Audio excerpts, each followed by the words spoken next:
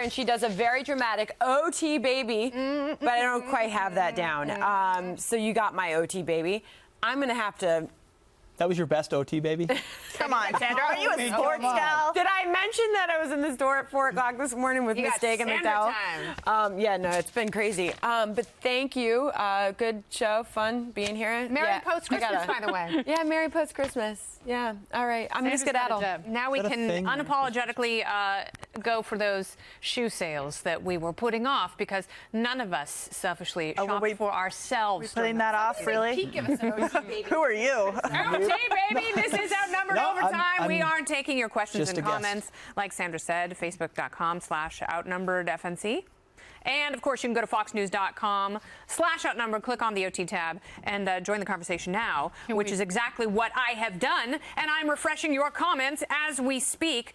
So, Pete, I want to send it to you. I want to know if you think that it is inappropriate that I, in my heart, want an apology from Japan. Does that make me a bad person? No. Short-sighted? Makes you a patriot. I like what you're saying. I agree with you. No, I think your patriotic impulse is, listen, you murdered a bunch of our people in a sneak attack in a war that devastated the world for years. Yeah. You allied yourself with a genocidal maniac. Why don't you apologize for that? Like, I can relate to that. Yeah. I just don't think it's necessary. No, and I realize that it's probably an irrational impulse on some level, but I think of the people. I did Girls State and Girls Nation in high school and was fortunate enough to meet men and women from the American Legion and American Legion Auxiliary, of which I am a part because my grandfather was a veteran, God rest his soul. And because at that time in 1989, there were still many more living World War II veterans who were gracious enough to share their stories with us in Oregon and Washington, D.C. when we visited. And it's one of those things, one of those formative experiences that really stays with you. And, and that's when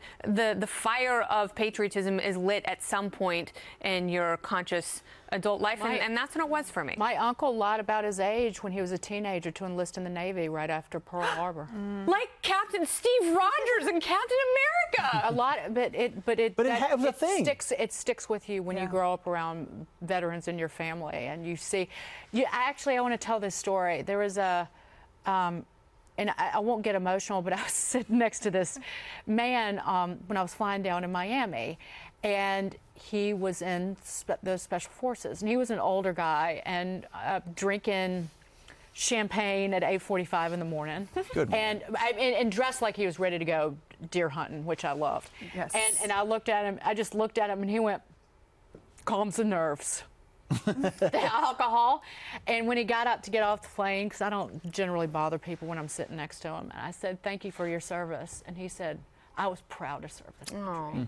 Yeah. And I just think that's why we feel like that we should hear an apology. That's the right impulse, and that's why I would never disagree with it, because we are living in an age now where kids, when do they have that moment? Yeah. And do they even have it? And then they reflexively are taught, well, you know what, we shouldn't apologize because, we had internment camps and all this, and we Hiroshima. They muddy the waters, and then you're never a patriot. Yeah. So listen, it doesn't mean our country's perfect, and we shouldn't learn from our mistakes. But I love that impulse. I think there's a difference between being an American patriot and a citizen and war strategy, right? And why decisions are made as a foreign leader or as a head of a military to do certain things. So I think the impulse is spot on. It feels like an injustice. And I want to respond to some comments that people are making online.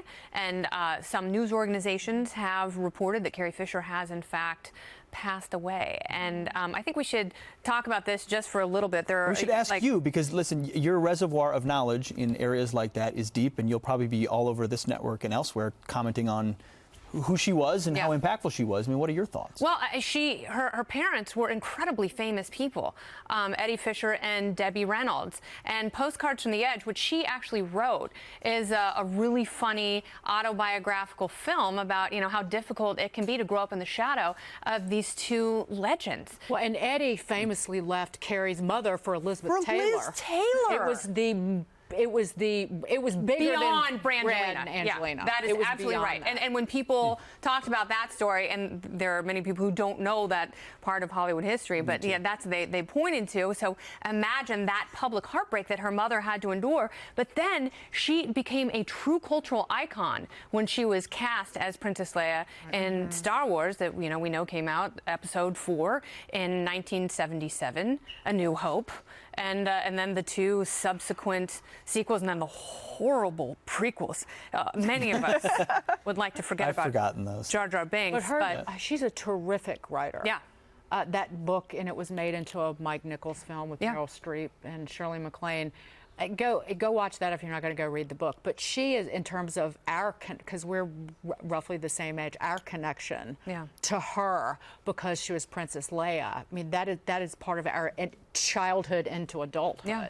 And she's always been very honest, talking about drug addiction and bipolar disorder. Yeah, exactly. And you know, she had this incredible resurgence. And you remember the Star Wars film that came out last year, The Force Awakens, and I thought that J.J. Abrams did such an incredible job of creating this unrequited longing between Captain Leia and or General Leia, sorry, and Han Solo, and it brought tears to my eyes seeing these two, because he really got the best performances out of them and gave so much satisfying closure to the audience. And I mean, not to make light of this, but I know she would want people to, I'm sure she would want people to talk about her dog, Gary Fisher. Her dog, Gary Fisher, he's a French bulldog. Yeah. He travels with her everywhere, and he has his own Instagram account, and we would want people to remember our pets. It's heartbreaking for her family, obviously, because here is someone who was having another resurgence in a very interesting and decades-long career, who had been so honest and so forthright. And, you know, we see 2 other people, notably, who passed just in the last few weeks, Alan Thicke and George Michael, and all 3 of them apparently passing from heart ailments. So, we know, all we know is it was a cardiac event that she had on a plane. Yeah.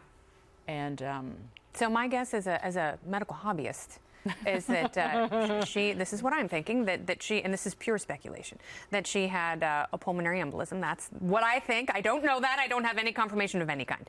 Alan Thicke, we know, had an aortic dissection, which tragic for a family, because here's a healthy guy who was playing hockey, and the layers of the aorta leading into the heart, once they completely tear, the heart empties out in 4 pumps. I know this because my father suffered from 2 aortic dissections. Wow. One of them, they were able to save him. He had 5 minutes left to live, and they were able to save him in surgery. And the other, unfortunately, that's how he passed. How about all the people we've lost this year? Yeah.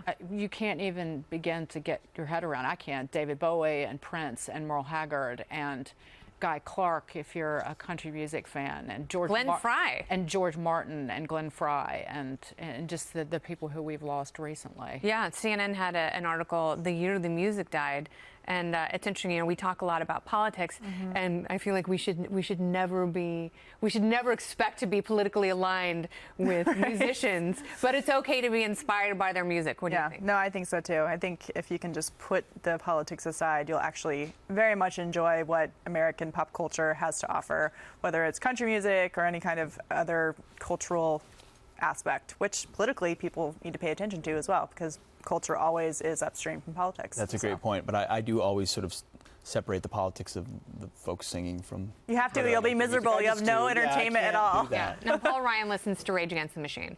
And I'm sure that drives them crazy. Really? But it's because it makes them feel a certain way. That's what music does. It is pure... When are we going to see Rage Against the Machine, Paul Ryan?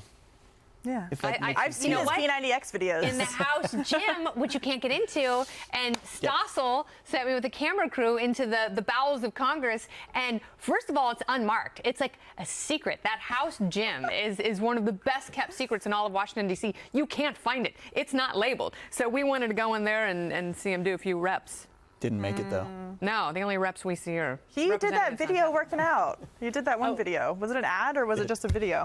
He did it. One more, please. Leon Russell died this past year. Oh, that's right. Not forget Leon Russell. Yep. He was with the Wrecking Crew. Yeah, and he wrote a great book, The Wrecking Crew, a book about that group of musicians. And the documentary is available online. Go watch The Wrecking Crew. That is awesome. The depth of your entertainment and pop culture. Yeah, I know a lot more now. Katie and I just got to listen. Yeah, to, it's great. Glenn Campbell was in outstanding. The Wrecking Crew. Yeah, that's right. All right. Thank you so much. And guess what? Outnumbered is on TV tomorrow, noon Eastern. Bye. Love you. Mean it.